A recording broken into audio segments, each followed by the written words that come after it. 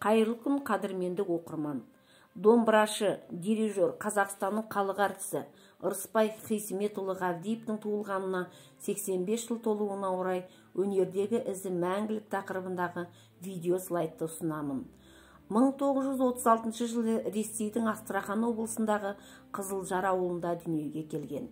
Алматы музыкалық училищесін, Шымкент өнер институтын бітірген. Қазақ халық аспаптар оркестрінің домбырашысы, концертмейстері, Атырау музыкалық училищесінде оқытушы, Достар музыка мектебінде директор, Атырау педагогикалық институтының музыка факультетінің деканы болып қызмет істеді. Ырысбай Ғабдиев бала жасында ең алғаш рет күйші анамыз Дина Нұрпейісованың алдына барып Құрманғазының Төремұрат күйін орындаған азаматтардың бірі. Кейін Қали Жантілеуовке шәкірт болып, атақты күйші Оқап Қабиғожиннің шебершіліктерін меңгерді. Ырысбай Ғабдиевтің қазір Айгүл Батырқайырова, Батыржан Мықтыбаев атты шәкірттері ұстаз жолын ұстанып жүр.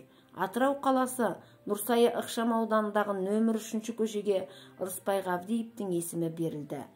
Қазақтың маңдайына біткен осы бір жарық жұлдызы өткенмен бүгінгі күй дәстүрінің алтын көпірі болған Ырысбай Ғабдиев 2006 жыл жүрек ауруынан қайтып кетті.